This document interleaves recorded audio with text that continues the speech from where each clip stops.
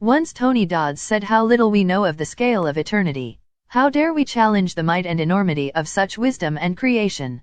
A million worlds could exist in the heavens, beyond our sight, each with living beings, looking at the sky in wonder at the never-ending universe. They may also think that no other intelligence exists, apart from themselves. But perhaps they do not share the arrogance of the human race. Perhaps they possess the intelligence to realize that all things are possible in the vastness of forever. Is it conceivable that this earth of ours, which is but a speck of dust against the scale of reality, is not only being visited by other life forms but is being controlled by them? Let us not be blinded by our arrogance as to what is possible and what is not. Because we are children at the dawn of our creation, with the universe as our classroom and intelligence beyond our imagination waiting to be tapped, when we are ready to receive it. Seek, and the wonders you will see will reveal the true qualities of your universe. To the truth of your origins your hearts will go out. The beauty of your origins will surpass your belief and comprehension. And the infinite depth of your cosmic reality will remain part of your heritage in the mists of forever. The peace of understanding is the beauty of creation. The word has been spoken, and the spirit within you knows that home is eternity and existence is immortal. Is meant to be. This is just a very, very dark place. Scientists more and more in the mainstream are saying, well, actually, it does look like we're in a simulation. What the Gnostics described, I think they were spot on. I mean, I've come across the same thing, is that this simulation is a copy, a digital copy on one level of the prime reality, because this earth exists in prime reality, and it's on that higher frequency, higher vibration, that much more ethereal vibration, and it's heart-centered, and it's a beautiful, wonderful, wonderful place, like creation in general overwhelmingly is. You can remember, you can feel where we come from, and the scale of love that's there where we come from. You can't look your own kids in the eye, your own grandkids in the eye. You have to do everything you can to make a difference. I'm driven by wanting to break the stranglehold that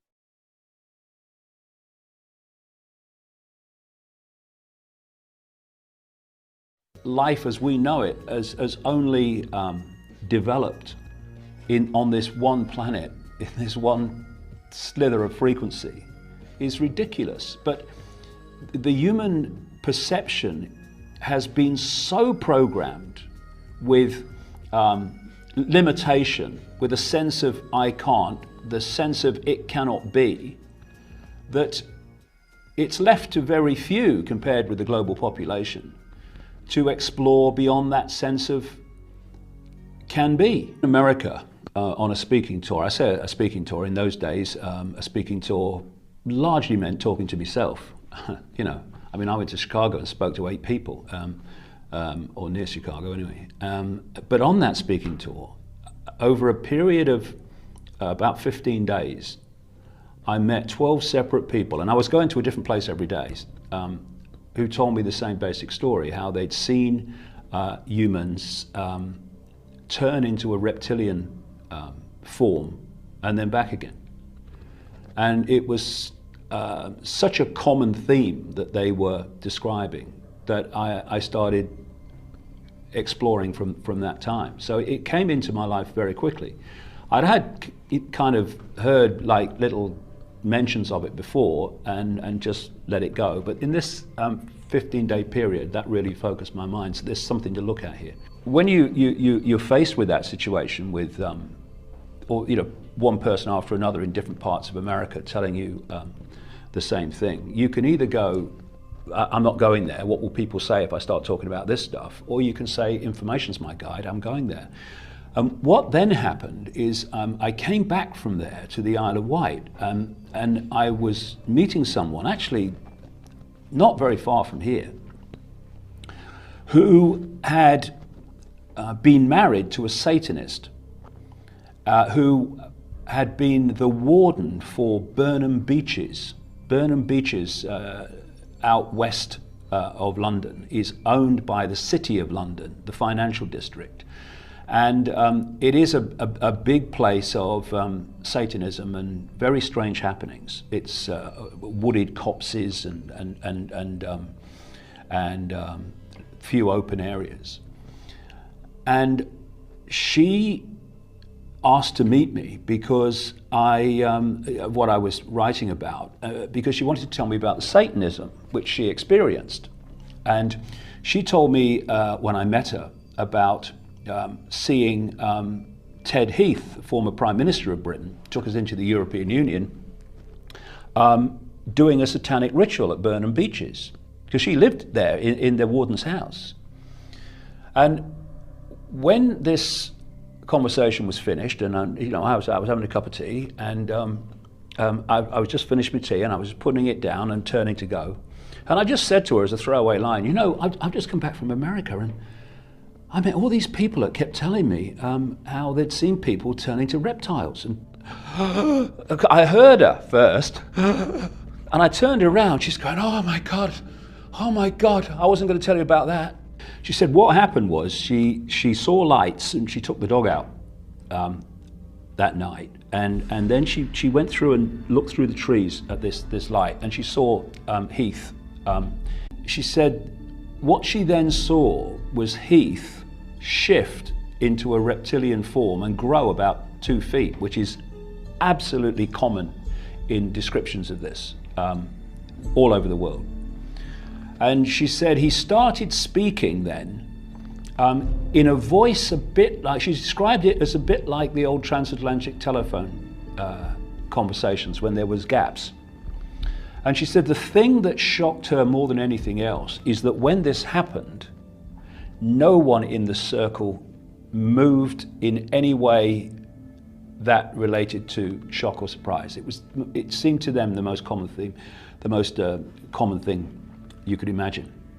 And from the American experience, and that lady too, then the synchronicity of my life started bringing more and more information in about it, and more people with experiences about it. And that's been the way my life has gone in the last 25 years. A subject will come out of nowhere into my life, and then suddenly, bang, information about that subject's coming from. If you look at 2 themes of movies in recent times, and some of them not so recent times, but there's a big theme now. And I don't go to the movies very much because it's all really violence and stuff like that most of the time. But if it's for my research, I'll obviously go. One is a kind of a reptilian theme that you pick up, and the other one is, many times incorporated into the reptilian theme, and in alien invasions, is a well beyond Orwellian society. John Carpenter, the creator of They Live, if you look at his movie-making history, which includes Satanism and horror and what have you, this guy has at least some knowledge of what's happening. And I had to laugh. I said this in a book once, years ago, and someone wrote to John Carpenter saying what I'd said. And he wrote back to him, I saw the letter, saying, no, it wasn't. The aliens, inside the people, I was symbolizing the Republicans. And you go, yeah, John, all right, They Live. It's classic. And that time back too, where you have a small number of people who are actually not what they seem. They look human to people in everyday life, but when the guy put the sunglasses on that allowed him to decode reality on another level, that was the symbolism of it, he saw that they actually, behind the human form, they weren't human at all. And they were the people in power. They were the bankers, they were the politicians, they were the president, they were some of the police. Also, when he put the glasses on that subliminal level, he could see all the subliminal messages all around him, telling him to stay asleep, to not question, to obey authority. And it was a movie, it was kind of a B movie, wasn't it? A kind of, most people would never have heard of, and yet it was way ahead of its time. subconsciously, the human mind is being made familiar with something that if it wasn't made familiar with subconsciously in this way, when it is revealed, people would be in a massive, massive state of shock. Whereas they're bringing it in slowly. So what they're doing is that on one level, they are preparing people to be familiar with and therefore be far more likely to accept without resistance the very Orwellian society that's being brought in by these reptilian hybrid bloodlines, because this archontic force has been working to manipulate human society over these, what we call in our version of time, thousands of years, to reach this point where they can take the whole thing over and turn humans into a slave race. Now, this is interesting, given what I've talked about in terms of this archontic reptilian force cannot create itself. It has to piggyback that which is already created.